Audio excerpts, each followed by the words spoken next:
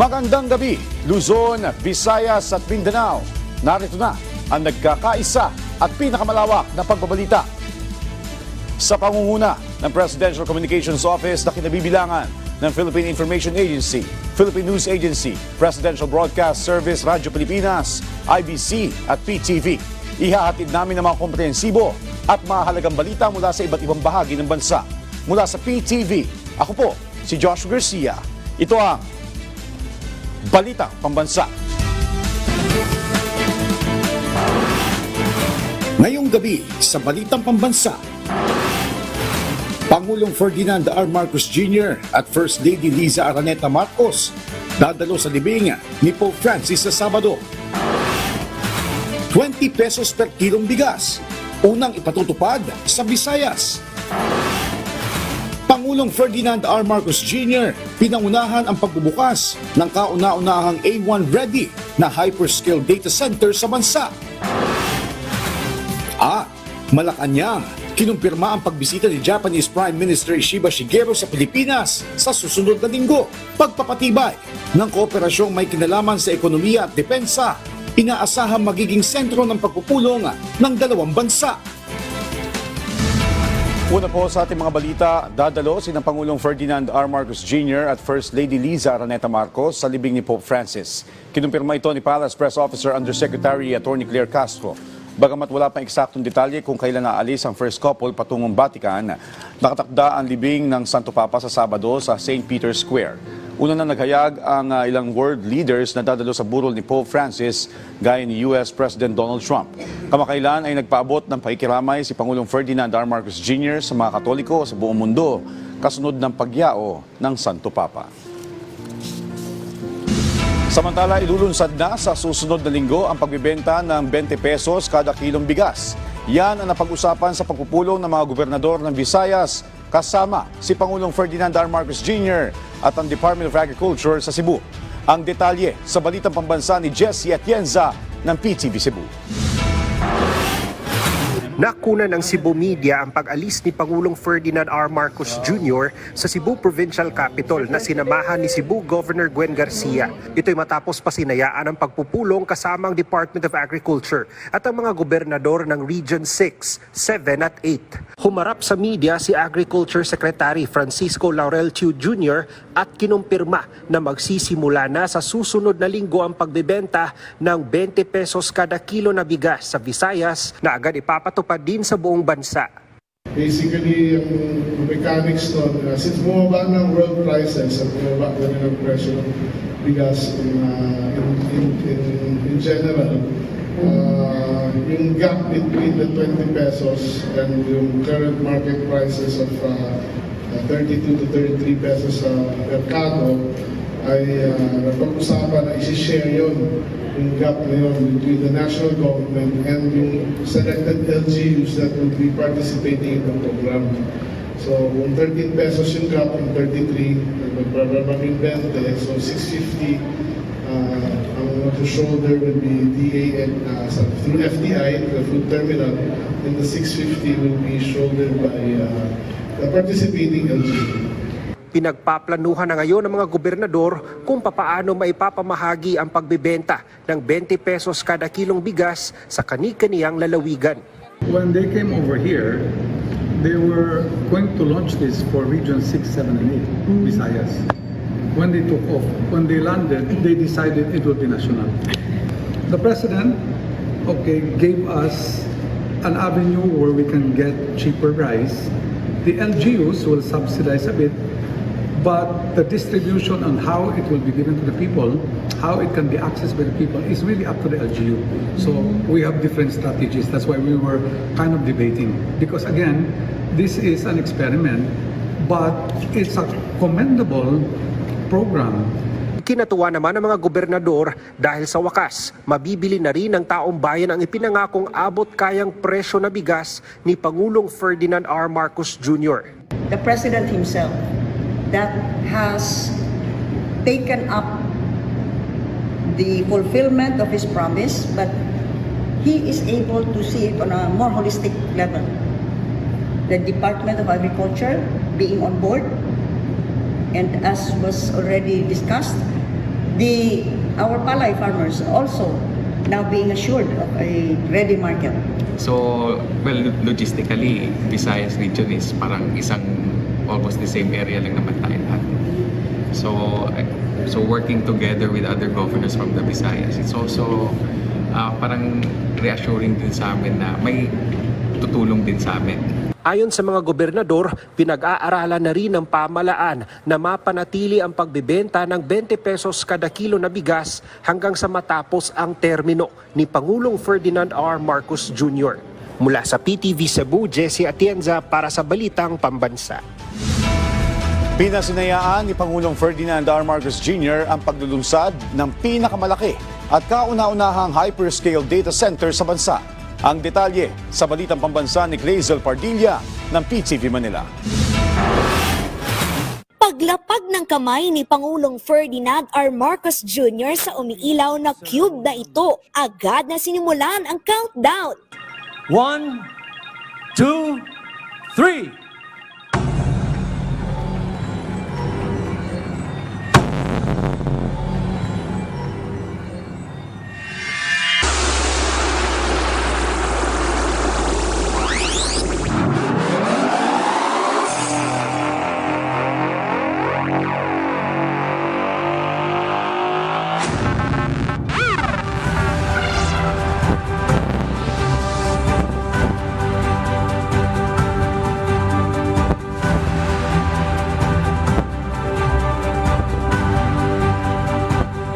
With that, Vitro Santa Rosa Data Center is now officially launched. Ang Vitro Santa Rosa na binuksan kaninang umaga ay isang hyperscale data center. Malaking pasilidad ito na maaring paglagyan ng mga datos at impormasyon. Parang warehouse yan. Ngunit, imbis na yung mga gamit ang naka-storage doon, instead of boxes of products, we store digital information, such as emails, videos, business records, government files, even the apps on your phone. It keeps everything running safely and securely 24 hours, 7 days a week. Suportado rin ang hyperscale data center ang cloud computing, paghahatid ng software at serbisyo gamit ang internet. Naglalaman din ito ng artificial intelligence o kakayahan na tularan ang pag-iisip ng tao para mapabilis ang pagresolba ng problema o paggawa ng mga komplikadong task. Nasa 50 megawatts ang kapasidad ng data center, konektado sa cable network ng isang malaking telco company, kaya umaabot ang serbisyo sa Asia, Amerika at Europa.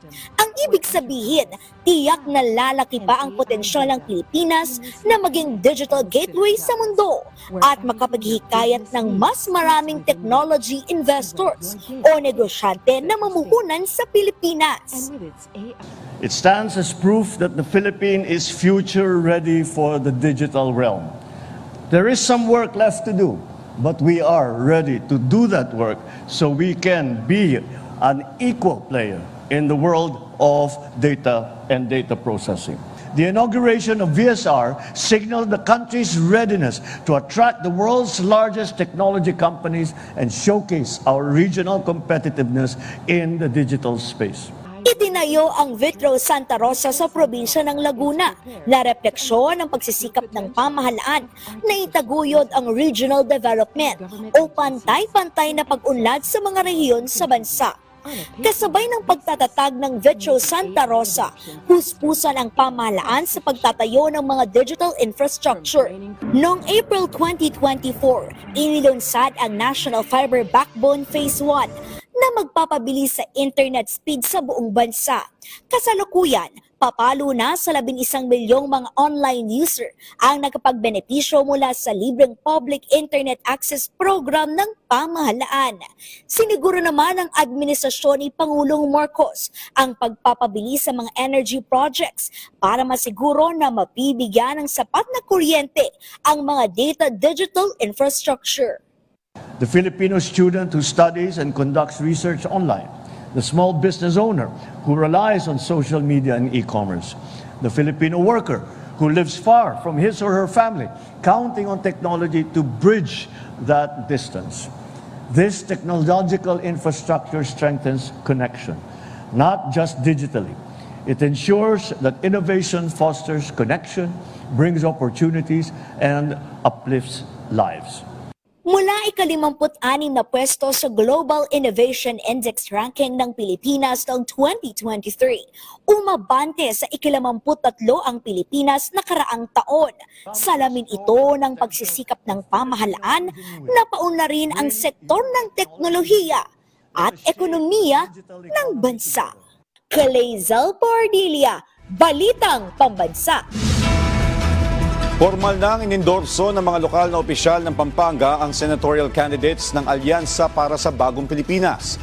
Bagamat paiba-iba ang resulta ng pre-election survey, hindi nababahala ang grupo at tuloy-tuloy sila sa pag-iikot sa iba't ibang bahagi ng bansa. Ang detalye sa Balitang Pambansa ni Mela Lesmoras ng PTV Manila. 3 linggo bago ang hatol ng Bayan 2025, puspusa na ang pag-iikot ng mga pambato sa pagkasenador ng Alyansa para sa Bagong Pilipinas. Ngayong araw, 4 na malalaking campaign sorties sa Pampanga ang kanilang nilahukan kung saan sila'y inendorso at nakatanggap ng mainit na suporta, hindi lang mula sa mga residente kundi maging sa mga lokal na opisyal. Kabilang sa mga humarap dito ang mga senador na sina Francis Tolentino, Bong Revilla, Lito Lapid at Pia Cayetano, mga dating Senador Tito Soto at Manny Pacquiao, Makati City Mayor Abby Binay, dating DILG Secretary Benhur Abalos at Congressman Erwin Tulfo at Camille Villar. Hindi naman nakarating si dating Senador Panfilo Lacson. Parang feeling ko kahit ano pong hinaharap natin, kaya nating malampasan pag nandyan po kayo. So maraming salamat po sa tiwala at suporta po na ibinibigay niyo po. Para sa Alyansa candidates, bagamat paiba-iba ang datos sa mga pre-election survey, tuloy-tuloy lang ang panunuyo nila ng mga botante para lahat sila manalo. Ikot lang, sipag lang. Yun ang importante, sipag at marinig tayo ng taong bayan. Yung plataforma natin, yung hangarin natin na makatulong sa mga mahihirap na tao. Well, ganun naman talaga ang laban no? In any case, surveys are just surveys. At the end of the day, it is the people who will decide. Hindi rin daw nababahala ang alyansa kahit pa umaangat sa surveys ang ilan nilang kalaban dahil ang tunay na aksyon mangyayari raw pagkatapos ng eleksyon. I'm happy where I'm at right now. Pasalamat na tayo sa mga kababayan natin because from nowhere, actually for several months, naging number 1 tayo. Pero it doesn't matter anymore. Why do we have to gun for top 1, di ba? Ang importante, you will perform in the Senate. Si Senador Tolentino, itinanggi naman ang kumalat na ginusto niya umanong bumalik sa PDP laban. Iginiit din niyang nahak lamang siya nang magkaroon ng post sa kanyang Instagram account na nagkukumpara sa kasalukuyan at dating Pangulo. Hindi ako yun eh. May nanghak sa akin. Ang Instagram ko dormant for the last 1.5 years. Kahit tingnan nyo, hindi na ginagamit. Bigla na lang may nag-open. Hindi nanghak nun. Sa ngayon, sunod-sunod ang nakukuhang endorsement ng alyansa. Lubos naman ang pasalamat dito ni Alyansa Campaign Manager Toby Chanco. Tuloy-tuloy rin ang kanilang gagawing pag-ikot sa iba't ibang panig ng bansa. Mula sa PTV, Mela Lesmoras para sa Balitang Pambansa. Inaasahan magiging bahagi rin ng Balikatan Exercises 2025 ang BrahMos missiles na nakatakdang dumating sa Pilipinas. Ang detalye sa Balitang Pambansa ni Patrick De Jesus ng PTV Manila. Mismong si Defense Secretary Gilberto Teodoro Jr. ang nagkumpirma na parating sa Pilipinas ang panibagong delivery ng BrahMos missiles mula India. Sabi ng kalihim, inihahanda na ang paglalagyan ng mga karagdagang missile. Parating na ito at aming gagawin ang kailangan natin upang magamit ito ng tama. Ang naturang supersonic cruise missile ay may range na 290 hanggang 400 kilometers at maaaring ilunsad mula sa lupa, barko o submarine. Abril ng nakaraang taon nang dumating sa bansa ang unang batch ng BrahMos missiles, kung saan 3 batteries ang bibilhin ng gobyerno sa halagang 18.9 billion pesos sa ilalim na nilagdaang kasunduan ng India at Pilipinas noong 2022. Inaasahan namang magiging bahagi ang BrahMos missiles sa Balikatan Exercises 2025 kasama ang Nemesis missile system na ipinadala ng US sa Pilipinas. The Armed Forces of the Philippines has recently acquired the BrahMos Coastal Defense Cruise Missile System, and the Nemesis is a similar capability. So as we're working to ensure our interoperability, I think it's natural that we would bring a like capability to exercise alongside the Armed Forces of the Philippines. I agree because we are also looking at the capabilities that we do not have, we did not have before. So with the presence of the Nemesis, we are also intending to train that in conjunction with the BrahMos, with our BrahMos system. These are capabilities that will expand our reach beyond our territorial waters. Samantala, hindi ang Pilipinas, kundi ang gobyerno ng China ang dapat sisihin sa umano'y xenophobia ayon kay Teodoro. Sa harap na rin ito ng mga ginagawang pangharas sa mga barko ng China sa West Philippine Sea at patuloy nilang pag-alma sa mga ginagawang hakbang ng Pilipinas sa pagpapabuti ng ating depensa. Hindi dapat natin idamay ang taong bayan ng China dito sa ginagawa ng diktadorya ng Chinese Communist Party na nanira ng goodwill at anumang trust and confidence na dapat meron ang mga tao sa China dahil sa kanilang interes na manatili sa poder. Duda rin si Teodoro sa pagkakaresto sa 3 Pinoy sa China dahil sa manoy pang-espiya noong nakaraang buwan. Buwelta ni Teodoro, anong capability natin at anong interest natin malaman kung ano nangyayari doon sa loob ng bansa nila? Ang interest natin, yung ginagawa nila sa West Philippine Sea. At saka, sa katunayan, sa closed society na police state, pwede ba mag-espiya isang tao? Paggising mo pa lang, alam na nila yung ginagawa mo. Sinong nasa may sentido komon nagagawa niyan? Wala. bumisita naman sa bansa si Indonesian Defense Minister Syafri Syamsuddin. Kabilang sa natalakay sa kanyang courtesy visit kay Teodoro ang pagpapalalim pa ng defense cooperation ng Pilipinas at Indonesia. Mula sa People's Television Network, Patrick De Jesus para sa Balita Pambansa. Iniutos ng Department of Education ang pagbuo ng Election Task Force na titiyak ng maayos, ligtas at patas na hatol ng bayan 2025. Siniguro din ng kagawaran ang kaligtasan ng mga gurong magsisilbi sa halalan. Ang detalye sa Balitang Pambansa ni Kenneth Pasyente ng PTV Manila. Upang tiyakin ang maayos, ligtas at makatarungang eleksyon sa bansa, inilabas ng Department of Education ang DepEd Memorandum No. 37 na nag-uutos sa pagbuo ng 2025 DepEd Election Task Force o ETF. Bahagi ng mandato ng DepEd sa ilalim ng Election Service Reform Act ang pagtatalaga ng mga pampublikong guro bilang miyembro ng Electoral Board. Ang kanilang partisipasyon ay may kaakibat na kompensasyon at proteksyong legal. Dagdag pa rito, tinukoy sa memo ang pondong inilaan para sa operasyon ng ETF ngayong taon. Ang bagong task force ay magiging aktibo sa 3 antas, Central Office, Regional Offices at Schools Division Offices. Bawat antas ay magkakaroon ng sarili nitong ETF Operations Center na tututok sa real-time monitoring, assistance at legal support. Sa Central Office, ang task force ay bubuuin ng Steering Committee, Technical Working Group o TWG at support teams. Itatatag naman ang pangunahing Election Command Center ng DepEd sa Makati na bukas mula 1:00 ng hapon ng May 11 hanggang 5:00 ng hapon sa May 13.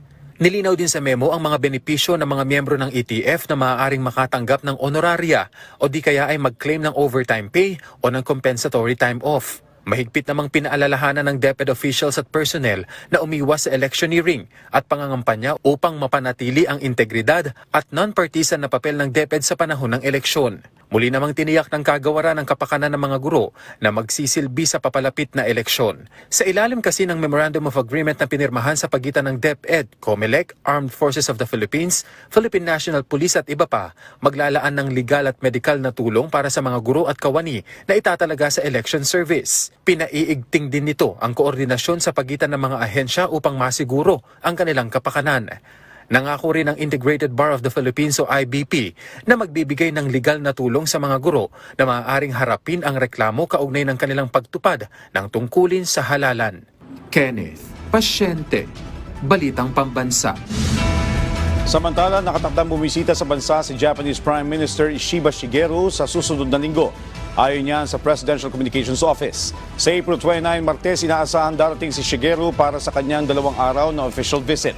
Mismong si Pangulong Ferdinand R. Marcos Jr. at First Lady Liza Araneta Marcos ang sasalubong sa punong ministro para sa ilang aktibidad na gaganapin sa palasyo.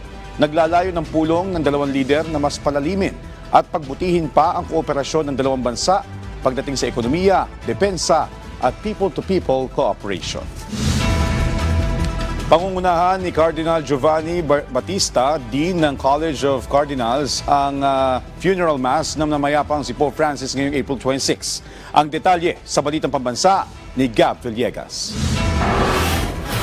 Nailipat na ang mga labi ni Pope Francis ngayong araw patungo sa St. Peter's Basilica mula sa Casa Santa Marta ayon sa Vatican. Inilipat ang labi ng namayapang Santo Papa kaninang alas 3 ng hapon, oras sa Pilipinas, na pinangunahan ni Cardinal Camerlengo Kevin Farrell. Mananatili ang labi nito sa loob ng Basilika hanggang sa kanyang libing sa araw ng Sabado, April 26, sa ganap na alas 4 ng hapon, oras sa Pilipinas, na siya ring hudyat ng pagsisimula ng Novendiale o 9 na araw na pagluluksa ng Simbahang Katolika. Pangungunahan ni Cardinal Giovanni Battista Re, Dean ng College of Cardinals, ang funeral mass kung saan kasama niya magdiriwang ng misa ang mga patriarch, kardinal, arsobispo, obispo at kaparian mula sa iba't ibang panig ng mundo. Mula sa St. Peter's Basilica ay ililibing ang Santo Papa sa Basilica of St. Mary Major sa Roma. Isa sina Pangulong Ferdinand R. Marcos Jr. at First Lady Liza Araneta Marcos sa mga inaasahang dadalo sa libing ng Santo Papa. Samantala, nagsimula na rin ang unang General Congregation ng College of Cardinals sa Vatican, hudyat ng paghahanda para sa paparating na conclave kasunod ng pagpanaw ni Pope Francis. Aabot sa 60 kardinal ang nagtipon sa Synod Hall para sa nasabing aktibidad. Nakatakda namang gawin ang susunod na General Congregation bago sumapit ang gabi oras sa Roma ngayong araw. Bukas naman ng hapon ay nakatakdang lumipad patungong Roma si CBCP President at Caloocan Bishop Pablo Virgilio Cardinal David na isa sa mga cardinal electors para sa Papal Conclave na inaasahang gagawin 15 hanggang 20 araw matapos pumanaw ang Santo Papa. Pinangunahan rin ni Cardinal Pietro Parolin ang ikalawang gabi ng pagdarasal ng Rosaryo para sa kaluluwa ng Santo Papa. Ang Pilipinas ang isa sa mga bansa sa mundo na mayorya ng populasyon ay mga Katoliko. At sa kasaysayan ng simbahan, 3 Santo Papa pa lamang ang nakarating sa ating bansa. Una dito ay si Pope Paul VI na bumisita noong 1970 kung saan isa sa mga ginawa niyang aktibidad ay ang pagbisita sa mga informal settlers sa Tondo, Maynila. Si Pope John Paul II naman ay 2 beses bumisita sa ating bansa. Una noong 1981 para sa beatification ni Lorenzo Ruiz na siyang naging unang Pilipinong santo at noong 1995 para sa World Youth Day. At ang huli ay si Pope Francis na bumisita sa Pilipinas noong 2015 para dumamay sa mga naging biktima ng Super Typhoon Yolanda. Ang kanya ring papal mass sa Quirino Grandstand ang siya ngayong pinakamalaki sa kasaysayan na umabot sa 6 na milyon ang bilang ng mga dumalo. Mula sa People's Television Network, Gabo Milde Villegas para sa Balitang Pambansa. Samantala, nagsagawa ng pagdinig ang isang komite ng Senado kaugnay sa mga drone na nasabat ng mga otoridad sa ilang bahagi ng bansa na pinaghihinalaang galing sa China. Ang detalye sa Balitang Pambansa ni Daniel Manalastas ng PTV Manila. Sa pagdinig ng Senate Special Committee on Philippine Maritime and Admiralty Zones, pinakita ang ilang drones na nasabat ng mga otoridad. Katulad ng mahabang kulay dilaw na ito, ang malaboya na natagpuan sa Zambales at ang itim na drone na ito na natagpuan sa Sabdang, Batanes na mga pinaghihinalaang galing sa China. Pero di pa masabi kung gobyerno ng China ang nasa likod. Pero kung tatanungin ng Philippine Navy, tip of the iceberg pa lang ang mga natagpuan na ito. Mr. Chair, this is only the tip of the iceberg. It only came to our attention when the AFP, based on the guidance of the Commander-in-Chief and the SND, would now orient ourselves towards the external or the maritime environment. Doon natin napapansin may mga reports na ganito. So sa ngayon, kung ito ay tip of the iceberg, siguro po lahat ng karagatan natin ay may mga ganito na sa ilalim. Possible, Mr. Chair. Very possible. At kumakalap ng impormasyon. Sabi ni Trinidad, ang mga nakukuhang impormasyon ng mga drone ay posibleng iba-iba ang saysay. Pwede raw pang-commercial, academic, scientific research at pwede ring pang-militar. Ang sinasabi natin, based sa kanyang forensic examination, nagbato siya ng signal sa China. Yung yellow drone is designed to collect, we call that bathymetric data. Depth of water, salinity, conductivity, oxygen content. Yung black could also has the same capability, but it also has an AVS, acoustic vector sensor. Nagpipick up siya ng sound. How sound propagates or travels underwater. Sound propagation is very critical when it comes to undersea warfare. At kasunod ang mga nahuhuling umano'y Chinese spy sa bansa, sa iba't ibang lugar sa atin, ang tingin ni Senator Francis Tolentino, posibleng magkakaugnay lang ang mga ito. Yung espionage sa Kalupaan, sa Makati, yung Palawan 5, yung sa Zambales, yung sa ilalim ng karagatan, magkakasama lahat yan, isang uri ng gawain yan, espionage. Magkakatugma lahat yan, isang related po lahat yan. At lahat ng tinuturo noon, papunta sa People's Republic of China. Aminado ang Navy, kailangan pa nilang mas palakasin ang kapasidad para mabantayan ang maritime environment ng Pilipinas. Bagay na tinutugunan naman ng pamahalaan. Bukas inaasang ipagpapatuloy ang pagdinig. Mula sa People's Television Network, Daniel Manalastas, Balitang Pambansa. Binigyan diin ng National Food Authority ang kahalagahang maibalik sa ahensya ang otoridad na direkta magbenta ng bigas sa merkado. Patuloy din ang pagpapabuti sa mga pasilidad para makapag-imbak ng mas malaking supply ng bigas. Ang detalye sa Balitang Pambansa ni Vel Custodio ng PTV Manila. Kumpiyansang National Food Authority na maibabalik sa kanilang otoridad para sa direktang pagbibenta ng bigas sa merkado, lalo na't suportado ito ng Administrasyong Marcos para maging mas epektibo ang pagpapababa ng presyo ng bigas. Noon pa po hinihiling ng administrasyon na magbigay po ng power, magkaroon ng amendments ang RTL patungkol po sa karapatan at authority at power ng NFA. The Malacanang is fully supporting this initiative na mabalik sa NFA yung mandato na makapagbenta ng bigas sa merkado para sa gayon ay maganda yung buffer stocking system natin. At the same time, tame or ma-neutralize yung prices, makontrol. Sa panayam ng PTV kay NFA Administrator Larry Lacson, sa oras na maibalik sa kanilang authorization, maiiwasan ng profiteering dahil direkta nang i-deliver ang bigas sa merkado. Simula kasi nang maipasa ang Rice Tarification Law, limitado lamang sa kadiwa ng Pangulo, Food Terminal Incorporated at local government units ang maaaring makapagbenta ng NFA rice. Para magkasya ang dumaraming stocks ng NFA rice sa mga warehouse, kasalukuyang ina-upgrade ng NFA ang mga pasilidad para sa imbakan, kabilang ang mga bodega at handling facilities upang makapag-imbak ng mas malaking supply na aabot sa 555,000 metric tons ng bigas. Halos 7.17 milyon ng sako ng bigas naman ang buffer stock ng NFA na maaaring tumagal ng 9 na araw, batay sa huling tala noong April 11. Mahalaga ang pag-iimbak ng bigas para may mapagkunan ng bigas para sa mga apektado na sakuna kagaya ng bagyo at lindol. Samantala, iminungkahi naman ni Administrator Lacson na ibigay na sa Department of Agriculture ang control sa importation na kasalukuyang nire-regulate ng mga pribadong sektor, habang tututukan naman ng NFA ang mga programa para sa local production.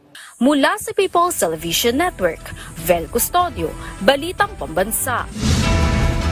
Samantala, sinusulong ng Department of Labor and Employment ang pagtatuguyod ng kapayapaan sa iba't ibang lugar sa pamamagitan ng Labor Management Cooperation at Grievances Machinery. Ang detalye sa Balitang Pambansa ni Bien Manalo ng PTV Manila.